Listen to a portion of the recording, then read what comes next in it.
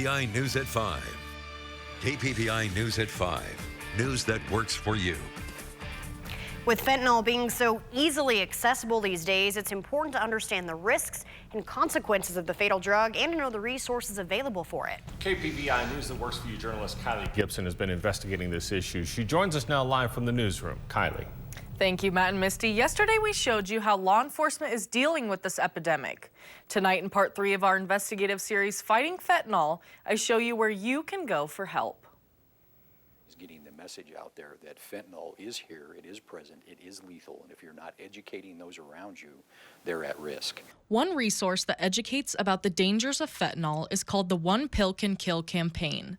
It is ran by the DEA, and the goal is to educate the public of the dangers of counterfeit pills and urges all Americans to take only medications prescribed by a medical professional and dispensed by a licensed pharmacist. There is no threat that a counterfeit pill is going to be in the legitimate drug supply. So if you're taking pills from a vial with your name on it that is prescribed by your doctor and that you got at a brick and mortar pharmacy, there's zero chance that it contains counterfeit pills. But if it doesn't, if you're taking a loose pill, if you're borrowing it from somebody, buying it on the street, picking up off a locker in a school, that could easily be the last pill you ever take. According to local law enforcement, heroin addicts use 3 to 5 times a day.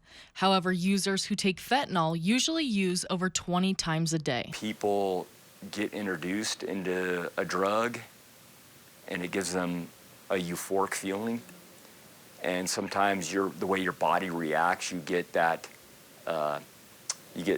tolerant to it. So I think it's just looking for that next high, looking for what's going to give you that next best feeling. Another resource that is available locally is the Southeast Idaho Behavioral Crisis Center in Pocatello. We are a 24-hour mental health and substance use crisis center, and so what we're able to do if somebody's in active addiction is really help them through that withdrawal process. Opiates are so hard to quit. You go through fevers and pain and chills, and it feels like you're dying, and it's just such a horrible process that a lot of people continue to use to avoid that. They no longer want to get high, but they just want to avoid that withdrawal process because it is so difficult. The Southeast Idaho Behavioral Crisis Center offers a medical team, beds, showers, laundry rooms, counseling, and 3 meals are provided daily to help users beat their addiction. We need people in our community to be aware of this problem, to be knowledgeable about it. There are resources out there. We need to be talking about drug addiction, and we need to make sure that those individuals in our lives that may have substance use disorders are receiving treatment. For more information about the fentanyl epidemic, you can visit DEA.gov. Reporting live in the newsroom, I'm Kylie Gibson. Back to you guys in the studio. All right, thank you very much, Kylie. And if you missed parts 1 and 2 of Fighting Fentanyl, you can find those on our website, kpvi.com.